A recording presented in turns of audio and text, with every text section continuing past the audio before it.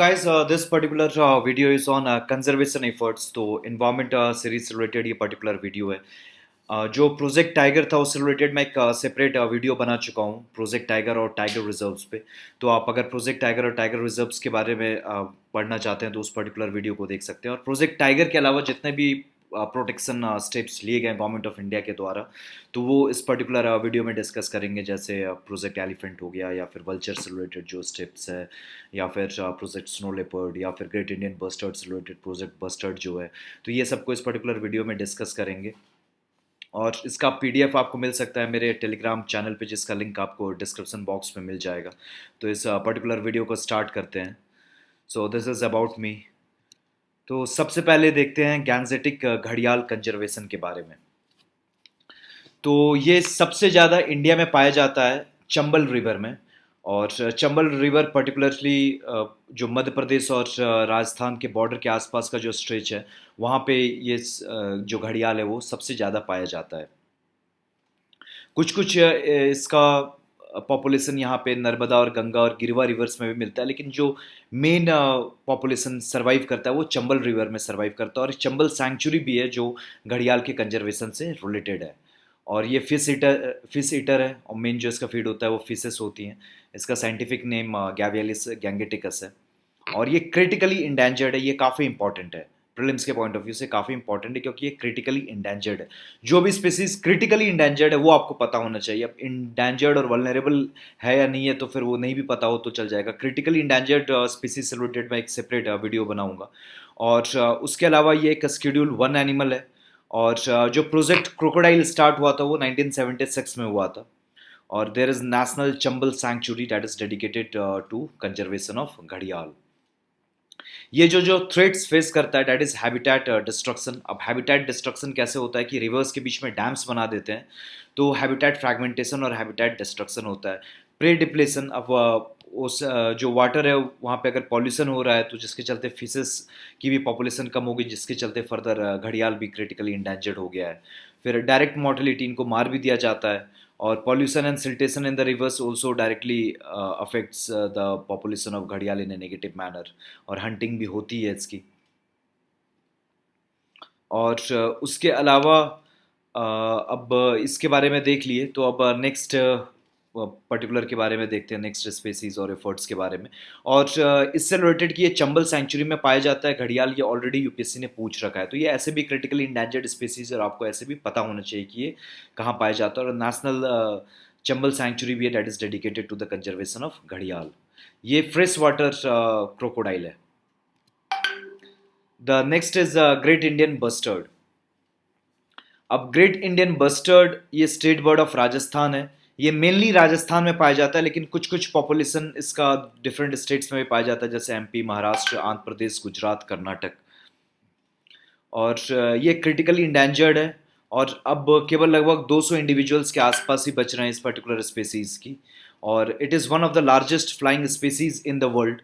इसका scientific name आर्डियोटिस निग्रिसेप्स है.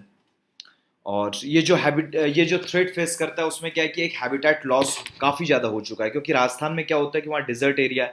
लेकिन टेक्नोलॉजी के डेवलपमेंट की वजह से क्या है कि एग्रीकल्चरल फील्ड का अब एक्सपेंशन हो रहा है क्योंकि वहाँ पे इरिगेशन फैसिलिटीज़ भी अब डेवलप होती जा रही हैं जिसके चलते इनका हैबिटेट लॉस हो रहा है. उसके अलावा collision with the high tension electric wires ये एक इंपॉर्टेंट रीज़न है इनके मॉर्टेलिटी का. उसके अलावा डॉग्स प्रिडेट करते हैं इनके ऊपर. उनके उसके अलावा मीट के लिए इनकी पोचिंग भी की जाती है. उसके अलावा ये इंडिया में भी मिलता है पाकिस्तान में भी मिलता है. जो थार डिजर्ट है वो केवल इंडिया में नहीं बल्कि पाकिस्तान में भी है. तो ये स्पेसीज पाकिस्तान में भी मिलती है. अब इस पर्टिकुलर स्पेसी को अगर सही से कंजर्व करना है तो डेफिनेटली इंडिया और पाकिस्तान के बीच में कोऑर्डिनेशन भी रिक्वायर्ड है क्योंकि माइग्रेशन होता है इस स्पेसीज का फ्रॉम इंडिया टू पाकिस्तान. तो जब तक रिलेशंस इंडिया और पाकिस्तान के बीच में सही नहीं होते तो इस स्पेसीज को सही से कंजर्व करना उतना पॉसिबल नहीं हो पाएगा. ये एक शेड्यूल 1 एनिमल है. और प्रोजेक्ट बस्टर्ड स्टार्ट किया गया था MOEFCC that is ministry of environment forest and climate change के द्वारा 2012 में. राजस्थान में एक डेजर्ट नेशनल पार्क है that is dedicated to the conservation of great Indian bustard. और great Indian bustard is not the only bustard species found in India. India में total 4 bustard species पाई जाती हैं जिसमें से एक है ग्रेट इंडियन बस्टर्ड. बाकी 3 के बारे में आप नहीं भी जानते कोई दिक्कत नहीं है लेकिन आपको ये पता होना चाहिए it is not the only bustard species found in India. Next is dolphin conservation. और ये गैंजेटिक रिवर डॉल्फिन भी इसको कहते हैं, और ये इंडिया का नेशनल एक्वाटिक एनिमल है। इसका साइंटिफिक नेम है प्लैटेनिस्टा गैंगेटिका। अब साइंटिफिक नेम मैंने लिख दिया, लेकिन आपको नहीं भी पता है तो कोई दिक्कत वाली बात नहीं है। एक इंडस रिवर डॉल्फिन भी पाई जाती है इंडस रिवर सिस्टम में, और यहाँ गैंजेस रिवर में पाई जाती है, डेट इज गैंजेटिक डॉल्फिन। तो ये जो इंडस रिवर डॉल्फिन और गैंजेटिक डॉल्फिन ये डिफरेंट सब स्पेसीज हैं, और जो गैंजेटिक रिवर डॉल्फिन है वो इंडिया का नेशनल एक्वाटिक एनिमल है। और ये गैंजेटिक रिवर डॉल्फिन केवल गंगा में नहीं बल्कि गंगा के ट्रिब्यूटरीज और ब्रह्मपुत्र रिवर में भी पाई जाती है, साउदर्न रिवर्स में ये पाई नहीं जाती है। ये शेड्यूल 1 एनिमल है, और विक्रमशिला डॉल्फिन सेंचुरी है बिहार में, बिहार के भागलपुर रीजन में, and it is the only sanctuary that is dedicated to the conservation of gangetic dolphin. ये रिवर गंगा का एक स्ट्रेच है जिसको डिक्लेयर किया गया है विक्रमशिला डॉल्फिन सेंचुरी। ये जो थ्रेट फेस करता है ये habitat fragmentation, pollution, direct killing for meet. उसके अलावा नेक्स्ट जो स्पीसीज है that is hangul, project hangul. ये प्रोजेक्ट हंगुल स्टार्ट किया गया था जम्मू एंड कश्मीर के स्टेट गवर्नमेंट के द्वारा। उसके बाद IUCN और WWF ने भी इसे सपोर्ट किया था। ये दोनों NGOs हैं। ये स्टेट एनिमल है जम्मू एंड कश्मीर का, और दखिंगम नेशनल पार्क है जम्मू एंड कश्मीर में, जहाँ पे हंगुल मिलता है और काफ़ी ज़्यादा तादाद में मिलता है। और ये सब स्पीसी है रेड डियर का, सेंट्रल एशियन रेड डियर का। उसके अलावा नेक्स्ट जो प्रोग्राम है that is lion conservation program. अब ये स्टार्ट किया गया था प्रोजेक्ट टाइगर से भी पहले। This program was started in 1965। अब मुझे नहीं मालूम कि आपको ये पता है कि नहीं पता है कि 1972 तक इंडिया का नेशनल एनिमल लायन था, और 1972 में नेशनल एनिमल को चेंज किया गया था फ्रॉम लायन टू टाइगर। तो जिस समय ये प्रोग्राम लॉन्च किया गया था उस समय lion used to be the national animal of India. The year is 1965। और जो रिसेंट सेंसस हुई है लायन की, that is the 14th lion census 2015, उसके अकॉर्डिंग इंडिया में 523 लायंस हैं। अब यहाँ पे प्रॉब्लम ये होती है कि आप किसी भी टाइगर रिजर्व में देखेंगे, फॉर एग्जांपल अगर जिम कॉर्बेट टाइगर रिजर्व को देखेंगे, उसका एरिया और गिर सेंचुरी का एरिया लगभग लगभग बराबर है, लेकिन जिम कॉर्बेट टाइगर रिजर्व में लगभग 80 से 90 टाइगर होंगे, लेकिन यहाँ पे उसी एरिया में 523 लायंस हैं। दैट सिंपली मीन्स कि ये रीजन जो है लायंस के रेस्पेक्ट में ओवर पॉपुलेटेड है। अब ओवर पॉपुलेटेड की वजह से क्या होता है कि कुछ लायंस सर्वाइव नहीं कर पाएंगे, जो वीक लायंस है उनको जंगल से बाहर निकाल दिया जाता है, और जिसके चलते क्या होता है कि फिर ह्यूमन वाइल्ड लाइफ कन्फ्लिक्ट काफ़ी होने लगता है। वो लोग फिर जो ह्यूमन कैटल है उन पर सर्वाइव करने लगते हैं, उनको मारते हैं। तो फिर डेफिनेटली ह्यूमन वाइल्ड लाइफ मतलब लायन और मैन के बीच में कन्फ्लिक्ट होता है, जिसके चलते काफ़ी लायंस को भी मारा जाता है। बहुत न्यूज़ ऐसी आती थी कि जो पॉन्ड्स हैं उनको पॉइजन कर दिया जाता था ताकि लायन मर जाए। तो ये सब सिचुएशंस होने लगी थी mainly because of over population. तो जहाँ पे ओवर पॉपुलेशन है तो उस पर्टिकुलर प्रॉब्लम को अगर सॉल्व करना है तो लायंस को ट्रांसलोकेट करना होगा गिर नेशनल पार्क से किसी और जगह जहाँ पे लायंस सर्वाइव कर सकते हैं। तो एक प्रपोजल था, ये प्रपोजल 1990 से चला आ रहा है कि गिर से कुछ लायंस को ट्रांसलोकेट करके कूनो वाइल्ड लाइफ सेंचुरी में लाना है। Kuno wildlife century Madhya Pradesh में है, और ये सवाल यूपीएससी ने ऑलरेडी पूछ रखा है। अब इसके अलावा केवल इतनी प्रॉब्लम नहीं है, अब दिक्कत वाली बात और एक है कि लायंस इंडिया में केवल एक ही जगह पाया जाता है, दैट इज गिर नेशनल पार्क। अब जब एक ही जगह पाया जाता है तो अगर कुछ भी अगर ड्रास्टिक चेंज होता है, कोई डिजीज फैल जाती है या फिर कोई डिजास्टर आ जाता है जिसके चलते लायंस की सारी पॉपुलेशन गिर में वाइप आउट हो जाती है, तो लायन जो एशियाटिक लायन इंडिया में जो पाया जाता है वो एक्सटिंक्ट हो जाएगा। तो ये एक्सटिंक्ट ना हो उसके लिए भी इंपॉर्टेंट है कि लायंस को एक जगह नहीं बल्कि 2-3 जगह रखा जाए। तो इसलिए भी ये प्रपोजल काफी इंपॉर्टेंट था कि लायंस को ट्रांसलोकेट करना है from Gir national park to Kuno wildlife sanctuary. अब लेकिन अभी तक ये इफेक्टिव नहीं हुआ है, अभी तक ट्रांसलोकेशन का जो प्रोसेस है वो स्टार्ट नहीं किया गया है। अब इसके पीछे कुछ रियल रीजन भी है, पॉलिटिकल रीजन भी है। अब गुजरात अपना जो एक्सक्लूसिव स्टेटस है कि लायंस इंडिया में केवल गुजरात में ही मिलते हैं, तो वो एक्सक्लूसिव स्टेटस को उस एक्सक्लूसिव स्टेटस को गुजरात खोना नहीं चाहता। लेकिन अब ये पॉलिटिकल होगा कहना। लेकिन और भी डिफरेंट रीजन्स हैं। अब गुजरात गवर्नमेंट का बोलना है कि मध्य प्रदेश की गवर्नमेंट की का जो ट्रैक रिकॉर्ड है even in the protection of tigers कुछ अच्छा नहीं है।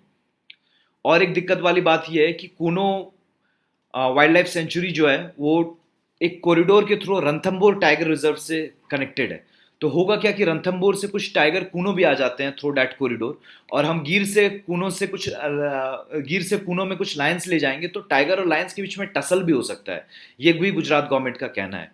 हालांकि ये इकोलॉजिस्ट इस पर्टिकुलर व्यू को नहीं मानते, क्योंकि लायंस और टाइगर्स अलग अलग प्रे पे सर्वाइव करते हैं, क्योंकि लायंस काफ़ी लेजी एनिमल है और tigers they are fast moving animals. अब ये थ्रेट्स क्या क्या फेस करते हैं, ह्यूमन वाइल्ड लाइफ कन्फ्लिक्ट के बारे में मैंने बताया, ओवर क्राउडिंग के बारे में मैंने बताया, और एक डिजीज फैली थी जिसके चलते लगभग 30 lion cubs died, and that disease was canine distemper disease. Canine distemper disease lions में फैली थी और ये गिर नेशनल पार्क के कुछ लायन कब्स मर गए थे because of this disease. UPSC हो सकता है इस पर्टिकुलर डिजीज पे भी सवाल पूछ ले, क्योंकि लायन के कंजर्वेशन से रिलेटेड ये सब इंपॉर्टेंट एस्पेक्ट है। ये सब आपको पता होना चाहिए कि इंडिया में केवल गिर में पाया जाता, उसे कूनों में ट्रांसलोकेट करने की बात चल रही है, और कैनाइन डिस्टेम्पर डिजीज लायन से रिलेटेड है, जिसके चलते लगभग 25 to 30 कब्स लायन कब्स मर गए थे बिकॉज ऑफ दिस डिजीज। तो हो सकता है इस डिजीज की वजह से भी may be this disease can wipe out the whole population of lions in Gir national park. तो इसलिए भी ट्रांसलोकेट करना काफी इंपॉर्टेंट है। The next is snow leopard. और स्नो लेपर्ड से रिलेटेड जो प्रोजेक्ट है that is project snow leopard, जिसको स्टार्ट किया गया था 2009 में। अब इसका साइंटिफिक नेम पैंथरा अंसिया है। अब ये हिमालयन रीजन में ही पाया जाएगा जहाँ पे हिमालयन स्नो मिलता है, जम्मू एंड कश्मीर, हिमाचल प्रदेश, उत्तराखंड, अरुणाचल प्रदेश और Sikkim. This is vulnerable by status. IUCN के रेड लिस्ट के मुताबिक जो थ्रेटनेड स्पीसीज होते हैं वो तीन तरह के होते हैं, क्रिटिकली इंडेंजर्ड, इंडेंजर्ड और वल्नरेबल। ये वल्नरेबल है। पहले इंडेंजर्ड हुआ करता था लेकिन इसका स्टेटस चेंज कर दिया गया है फ्रॉम इंडेंजर्ड टू वल्नरेबल। ये जो थ्रेट फेस करता है that is poaching, human wild life conflict और स्नो मेल्टिंग। यहाँ पे कन्फ्लिक्ट आएगा, ये टाइपिंग मिस्टेक हो गया है। कोई सा भी एनिमल हो जो कॉमन थ्रेट फेस करता है, कोचिंग होता ही है, ह्यूमन वाइल्ड लाइफ कन्फ्लिक्ट होता ही होता है, हैबिटेट फ्रैगमेंटेशन होता ही होता है।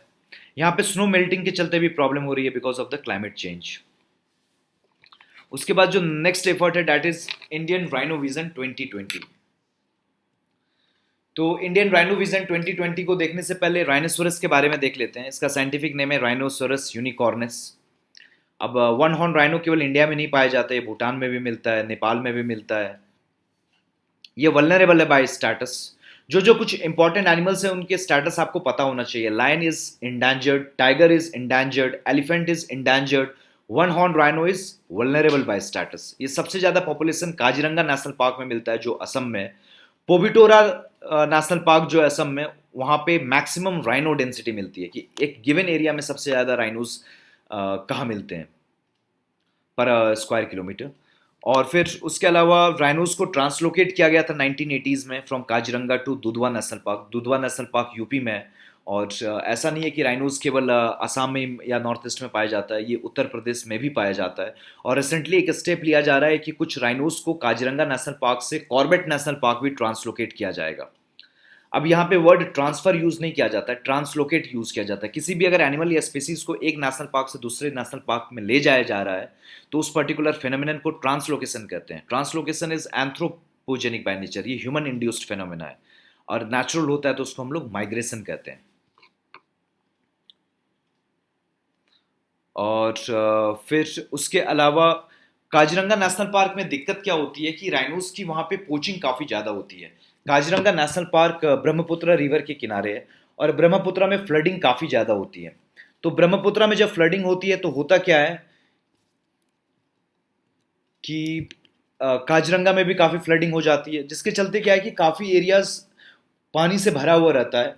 कुछ ही एरियाज होते हैं जो खाली से रहते हैं, तो राइनोज वहीं पे अटक से जाते हैं। और पोचर्स के लिए अब इनको पोच करना काफ़ी आसान हो जाता है क्योंकि अब फिर ये भाग दौड़ नहीं सकते हैं। तो जब भी ब्रह्मपुत्र में फ्लडिंग होती है तो उसमें आप न्यूज़पेपर में पढ़ेंगे ही पढ़ेंगे कि राइनोज की काफ़ी ज़्यादा पोचिंग हो रही होती है। तो इसी से रिलेटेड असम गवर्नमेंट, असम का जो फॉरेस्ट डिपार्टमेंट है वो कुछ स्टेप लेने की सोच रहा था कि जो फॉरेस्ट गार्ड को कुछ गन्स दे दी जाए ताकि वो पोचर्स के गन का भी सामना कर सकें। और उसके अलावा एक IRV that is Indian rhino vision 2020, ये WWF that is world wild life fund for nature के द्वारा लॉन्च किया गया है। और यहाँ ये जो थ्रेट फेस करता है that is habitat fragmentation and poaching. तो इंडियन राइनो विजन 2020 के बारे में देख लेते हैं। ये WWF के द्वारा लॉन्च किया गया है, ना कि इंडियन गवर्नमेंट के द्वारा, लेकिन इंडियन गवर्नमेंट भी एक सपोर्टिंग रोल प्ले करती है। यहाँ मेन टारगेट रखा गया था कि 2020 तक जो राइनो पॉपुलेशन को इंक्रीज करना है टू 3000 फ्रॉम प्रेजेंटली 2000। तो अब ये ईयर आने ही वाला है, ये शायद जो टारगेट जब रखा गया था उस समय ईयर 2010 चल रहा था, तो 10 साल में 2000 से 3000 पॉपुलेशन को लाना था। और उसके बाद ये इंश्योर करना था कि मेनली जो राइनो का पॉपुलेशन है वो काजीरंगा और पोबिटोरा में पाया जाता है, तो इनको काजीरंगा और पोबिटोरा से ट्रांसलोकेट करके डिफरेंट एरियाज में भी लाया जाए, ताकि एक्सटेंशन का जो कोई भी चांस है उसको मिनिमाइज किया जा सके। जैसे मैंने लाइन के केस में बताया कि आप जो भी पर्टिकुलर स्पीसीज अगर मैक्सिमम एरियाज में पाई जा रही है डिफरेंट डिफरेंट एरियाज में, तो उसका एक्सटेंशन का जो चांस होता है वो कम हो जाता है। तो वही हम यहाँ पे मिनिमाइज करने की कोशिश कर रहे हैं कि राइनोस को काजीरंगा और पोबिटोरा के अलावा और 5 जगह, मतलब टोटल 7 प्रोटेक्टेड एरियाज में राइनोस को ट्रांसलोकेट करना है। उसके अलावा प्रोजेक्ट एलिफेंट है। एलिफेंट का साइंटिफिक नेम है एलिफस मैक्सिमस। और एलिफेंट इंडेंजर्ड है बाय आईयूसीएन कैटेगरी, और ये शेड्यूल 1 एनिमल है, और ये मोस्ट प्रोबेबली अकेला शेड्यूल 1 एनिमल है जिसको डोमेस्टिकेट भी किया जाता है। और ये जो थ्रेट फेस करता है habitat fragmentation, man animal conflict, lack of proper care of domesticated elephants. तो जो डोमेस्टिकेटेड एलिफेंट्स हैं उनकी केयर भी काफ़ी इंपॉर्टेंट होती है। बहुत जगह ऐसा देखा जाता है उनको सही से केयर नहीं किया जाता है, तो जिसके चलते भी प्रॉब्लम होती है, उनकी डेथ होती है। जैसे अब सर्कस वगैरह में अब यूज़ करना तो ख़त्म ही हो चुका है। और हैबिटेट फ्रैगमेंटेशन काफ़ी इंपॉर्टेंट प्रॉब्लम इसलिए है क्योंकि एलिफेंट का जो नेचर होता है वो ऐसा होता है कि वो एलिफेंट एक फॉरेस्ट से दूसरे फॉरेस्ट माइग्रेट करता है, और वो एक फॉरेस्ट में सर्वाइव नहीं कर सकता क्योंकि वो फ्रेश लीव्स पे फीड करता है। तो एक फॉरेस्ट में रहता है, उसके बाद वो कॉरिडोर के थ्रू, एलिफेंट कॉरिडोर के थ्रू दूसरे फॉरेस्ट में चला जाता है। तो अगर वो कॉरिडोर वेल बिल्ट नहीं है तो जिस उसके चलते क्या होगा, एलिफेंट सही से एक फॉरेस्ट से दूसरे फॉरेस्ट में नहीं जा पाएगा। या फिर कॉरिडोर वेल बिल्ट नहीं है तो क्या होगा कि वो कुछ विलेजेस के थ्रू इधर से उधर जाने की कोशिश करेगा, जिसके चलते फिर ह्यूमन वाइल्ड लाइफ कन्फ्लिक्ट बढ़ जाता है, मतलब एलिफेंट और मैन के बीच में कन्फ्लिक्ट बढ़ जाता है। तो अगर कॉरिडोर सही से नहीं है तो प्रॉब्लम है, that is habitat fragmentation. Man animal conflict तभी होता है जब कॉरिडोर वेल डेवलप नहीं होता है। और डोमेस्टिकेटेड एलिफेंट्स का केयर भी प्रोजेक्ट एलिफेंट के तहत कवर किया गया, लेकिन फिर भी प्रॉपर केयर नहीं हो पाता है, that is also a threat to elephants. लगभग 32,000 एलिफेंट हैं, और टोटल 88 एलिफेंट कॉरिडोर्स हैं इन द कंट्री, और टोटल 32 एलिफेंट रिजर्व्स है। ये एलिफेंट रिजर्व्स किस स्टेट में है, तो बस आपको स्टेट का नाम पता होना चाहिए कि फलना एलिफेंट रिजर्व फलना स्टेट में है। एलिफेंट इंडिया का नेशनल हेरिटेज एनिमल है, और प्रोजेक्ट एलिफेंट 1992 में लॉन्च किया गया था।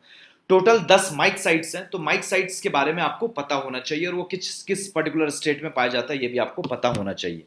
माइक क्या है? MIKE is the acronym for monitoring of illegal killing of elephants program, और माइक प्रोग्राम साइट्स के द्वारा स्टार्ट किया गया था 2003 में। माइक के तहत क्या होता है कि जैसे एलिफेंट रिजर्व्स एक एरिया होता है जहां पे एलिफेंट को कंजर्व किया जाता है, तो माइक साइट में एलिफेंट को कंजर्व नहीं किया जाता है। माइक साइट वैसे इंडिया में 10 साइट हैं जहां पे ये देखा जाता है, ये एनालिसिस किया जाता है कि एलिफेंट्स की इलीगल किलिंग कहाँ पे ज्यादा हुई है, कहाँ कम हुई है, कहाँ क्या चांसेस है, किस रीजन की वजह से इलीगल किलिंग हो रही है। तो जिस जिस एरियाज में स्टडी किया जाता है वो एरियाज माइक साइट होता है।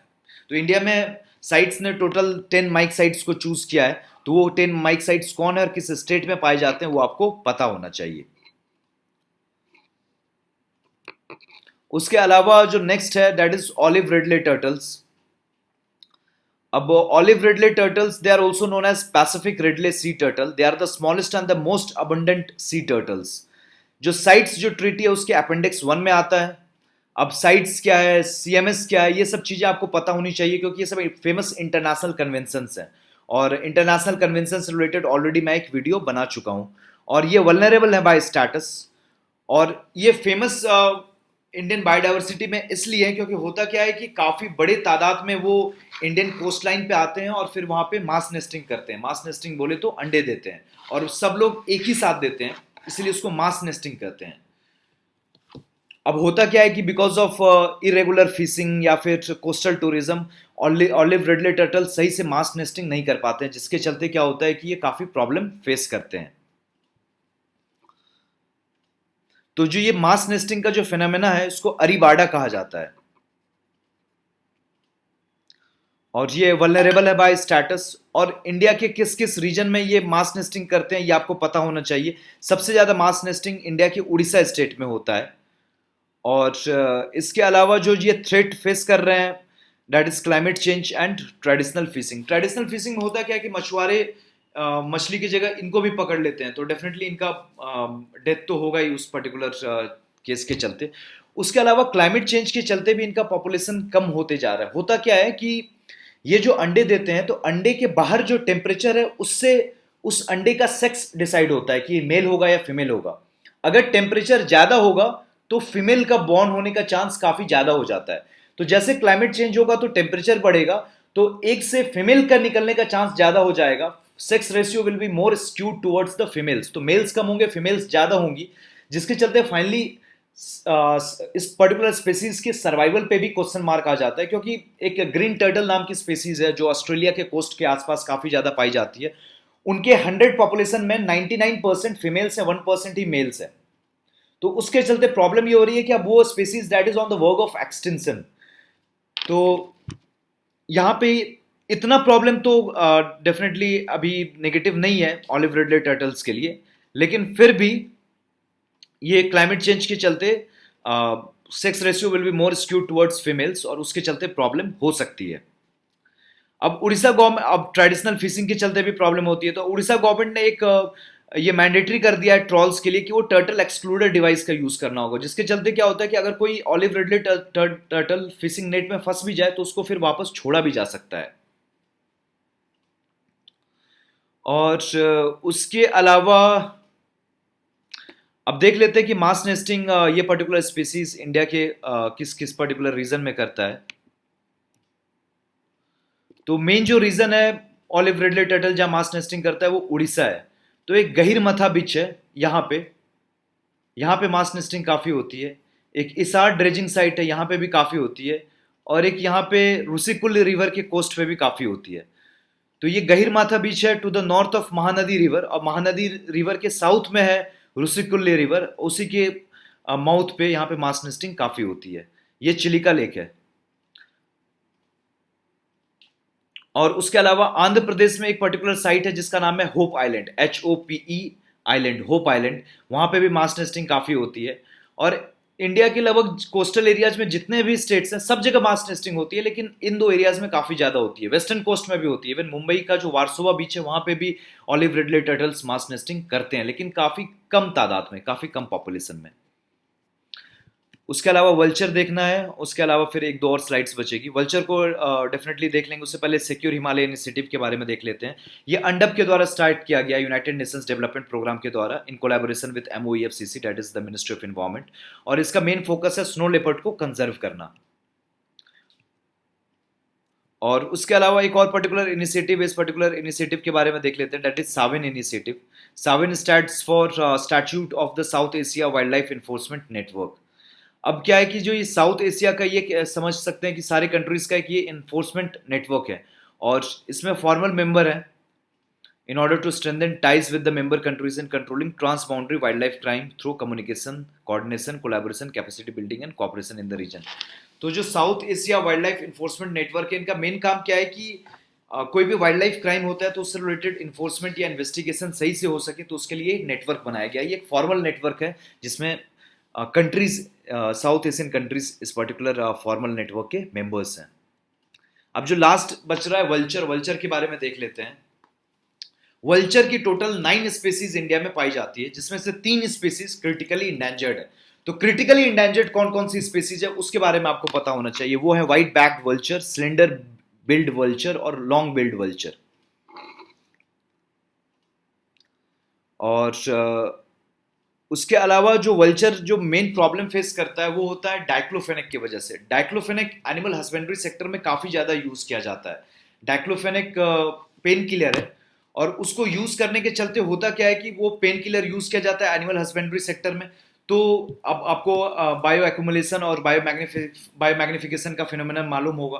तो वो डेफिनेटली एनिमल के बॉडी में रिसाइड कर जाता है, और जब एनिमल मरता है तो जब वल्चर्स उन पे फीड करते हैं तो वो डाइक्लोफेनेक वल्चर्स के बॉडी में भी चला जाता है। तो डाइक्लोफेनेक जब वल्चर्स के बॉडी में जाता है तो उसकी वजह से वल्चर के बॉडी में किडनी फेलियर हो जाता है, जिसके चलते उनकी डेथ होती है। तो अब क्या है कि गवर्नमेंट ने डाइक्लोफेनेक को बैन कर दिया है फॉर एनिमल हस्बेंड्री सेक्टर, लेकिन अभी भी ये इलीगली तो यूज होता ही है। अब डाइक्लोफेनेक की जगह अगर मेलॉक्सी कैम्प को यूज किया जाए तो कोई प्रॉब्लम नहीं होती है वल्चर्स को।